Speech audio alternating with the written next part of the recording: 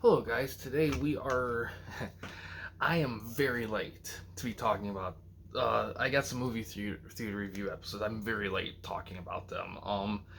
First one here, Doctor Strange in the Multiverse of Madness. I watched this way right when about it came out, and I'm just now talking about it now, which kind of is definitely past the threshold, but it is coming on Disney Plus soon, so timing, I guess, worked out. So this came out this year. This movie, it's rated PG-13. It's 2 hours and 6 minutes long, and that's key because I'm going to talk about that part in a little bit.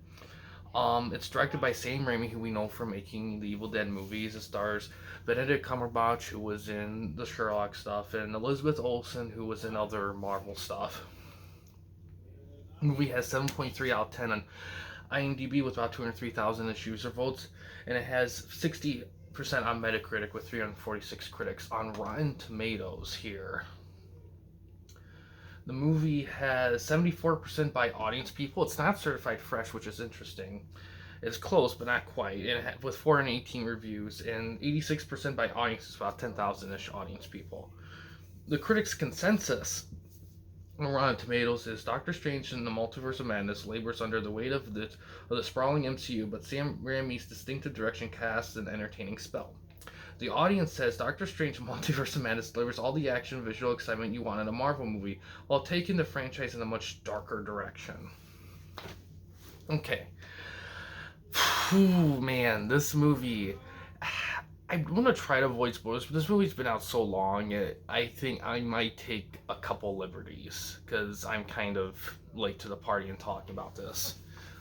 Um, Basically, what this movie's about is is Doctor Strange ends up helping a girl who's been traveling through the multiverse, and the bad guy. I will almost call this. I don't know if I can call this a spoiler or not, because even though it's not really shown in a trailer, they don't really. It's not really a late movie twist. They reveal it pretty quickly into the movie, so I don't know. All right, so Scarlet Witch is in it. I'm just gonna say this. So she's the bad guy of the movie. Shocker. I know, right? After all that she's been through, that she would turn bad. But she's the bad guy, and she's going after the girl. She's been after her. She's been seeking help from other Doctor Strangers in the multiverse, specifically one in the opening, and none of them could help her. The Scarlet Witch is after her because of her power to travel through the multiverse, because she wants to use it to reconnect to her sons and other multiverses and the resources that could help with her family. And the twist with the girl is that she doesn't have control of her power yet, so it's kind of random how it happens. So a couple things about this. One, this movie is much more horror. This movie is very horror driven. You have some jump scares. You have the Sam Raimi horror stuff. Now it's weird. At first, it's very balanced out with the Marvelisms, but towards the end of the film, it really leans towards it, and like you can like see the influence heavily towards the end. And I'm not saying it's a bad thing, but I think the problem is that this. I feel like people going to think that this movie's going to explore the whole multiverse as a whole, and they kind of do. But here's the biggest criticism of the movie: not a lot of multiversing. And it's weird because the criticism of the movie isn't so much that Sam Raimi in the horror direction, like not many people are talking about the tone of that, but people talking about the multiverse they did show and the characters they do show within that multiverse are good and interesting, but it's not heavily focused on. In fact, it's kind of kept limited. And a lot of people had a problem with that because, that's kind of the point of the movie. It's the multiverse. But I think what people missed is that I think the point of the movie was more as an introduction to the whole multiverse as opposed to, the actual whole exploration of it. I think a lot of people confuse Spider-Man's use of the multiverse in the third movie as an introduction. This should be exploration, but I don't think that was the case. I think they just used that. I think they used the multiverse in the Spider-Man movie just for Spider-Man's sake, as opposed to introducing the multiverse. I don't think they were gunning for that in that movie. I think that was just a mistake because people are hyping themselves to death for multiverse stuff.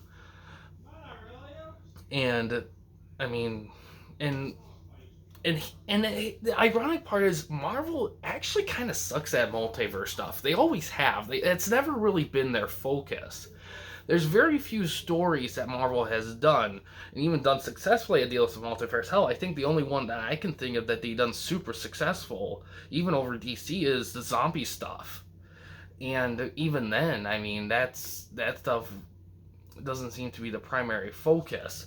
I think and that's the thing too. DC does multiverse stuff a lot better overall than Marvel has done and ever will, as far as I know. And I think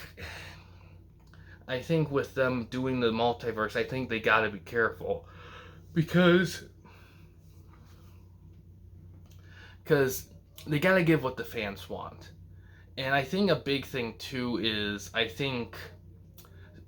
and that's another issue with this movie, a really big issue. And I talked about this earlier, 2 hours long. This movie needed to be longer. This movie feels way too short. I understand that not every Marvel movie should be 2.5, 3 hours, 3.5 hours long even.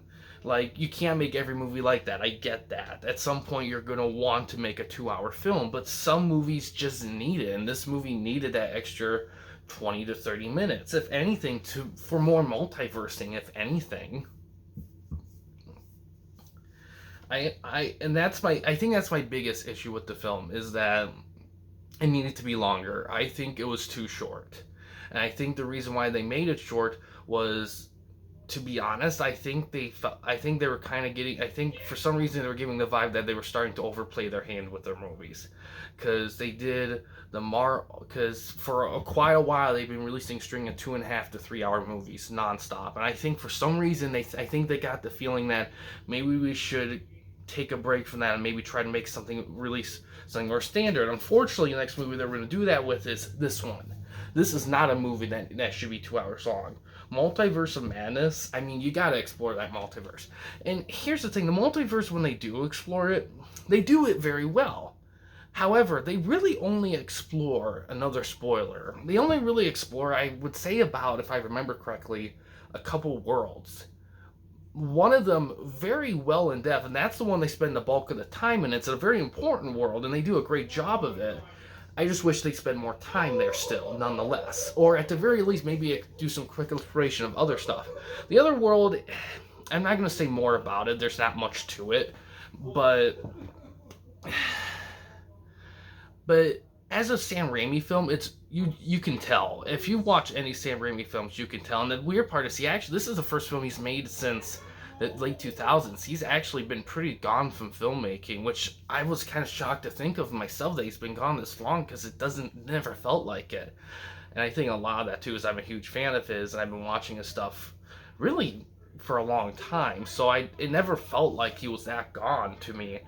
But this is, and you can kind of tell the influences. I think going forward, if he's going to make more Marvel films or more superhero movies, to be honest, I don't know if this was the right film for him, and I know that's going to gain some controversy, but I think the problem with him doing a movie like this is the fact that there's the added stipulation of exploring a multiverse. And I feel like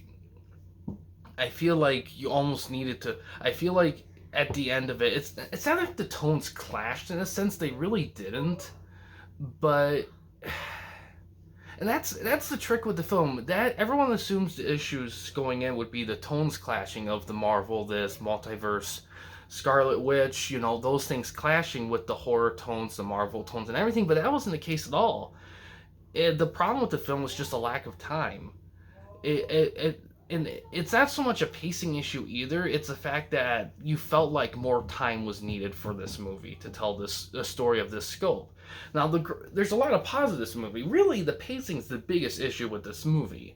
I think there's a lot of great issues. Like, this movie does a great job of, like, kind of playing along that. And I have to say this too. That What If series Marvel did on Disney Plus. They did an episode about an alternate Doctor Strange, and that episode alone really, really accelerated that character's character development, especially his relationship with other people, and he did a great job applying to that, to the Doctor Strange in the established world, even though technically that was an alternate Strange, but it's similar though. And this movie plays along with that, and you really feel he's actually growing as a character. The first one kind of establishes, but you gotta keep in mind, despite all the movies we've seen him in, his character hasn't really changed. He's kind of been the same Doctor Strange since he was at the end of the first movie. He hasn't really developed much. This is really the first time that we get to see that. And it's been a long time since we've seen him in his own movie. And to be honest, I think almost too long. I think they kind of waited a little too long for that. And I think we're going to start seeing that going forward with Marvel films, where we're not going to see a lot of solo movies really anymore in terms of in a traditional sense.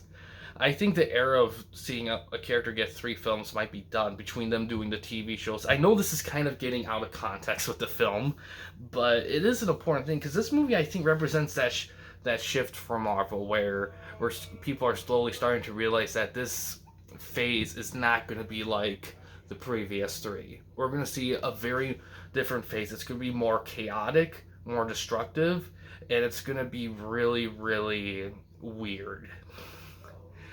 And I don't know if everyone's going to be into that. I think which was those 3 phases establishing Marvel in a certain way. I think people are too comfortable with that now. And I think we might see a few people start to kind of slowly drift away from what Marvel is becoming. And I think they would worry if DC was doing better, but DC is not really doing that much better themselves. So it's going to be weird to see how things go. But overall, I still think it's a good movie. It's still a lot of stuff right. It has good action, funny, the effects are good. I mean, the script's still solid. The direction is very cool. Sam Raymond direct a movie again. I love the horror elements used, and I think Doctor Strange is a good one to use that. Doctor Strange himself, I mean, his world and his adventures are on the strange side, so Sam Raimi being involved in that's great.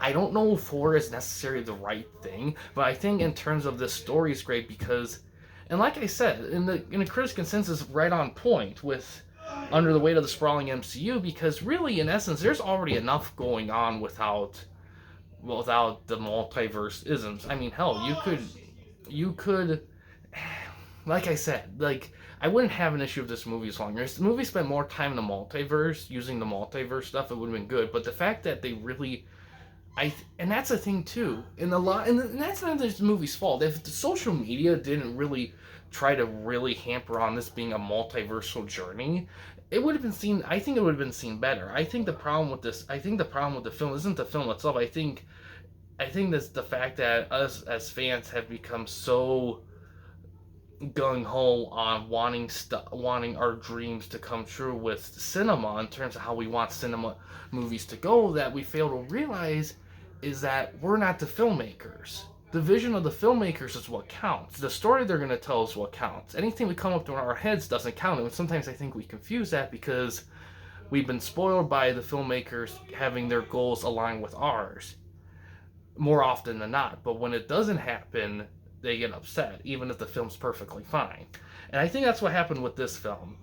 Even though this film still received well. I mean, it's not like Eternals. I mean, Eternals was, in my opinion, probably the worst Marvel movie released, which says something, because even Eternals in itself is not really a bad movie. It just, that's a whole nother conversation, though. But overall, I still think this is a solid movie. It does come on Disney Plus pretty soon. I do recommend seeing it or seeing it again. Because, to be honest, you might watch this movie again, your opinion may change. I feel like it might be one of those movies, and it might change my opinion on the pacing. I don't know. We'll just have to see.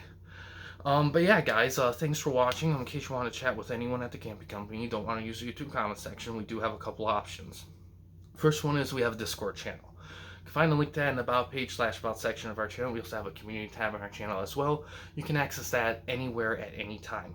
We also have a Patreon page in the works. The main goal of the page is to raise some money for the channel so we can get a bit bigger of a budget to do more ambitious things, and also to start making merchandise for the channel as well. The merchandise itself will be geared towards aspects of the channel that you guys enjoy, so any support we get for that is much appreciated. But yeah, guys, thanks for watching. Please subscribe and like the videos, and have a good day.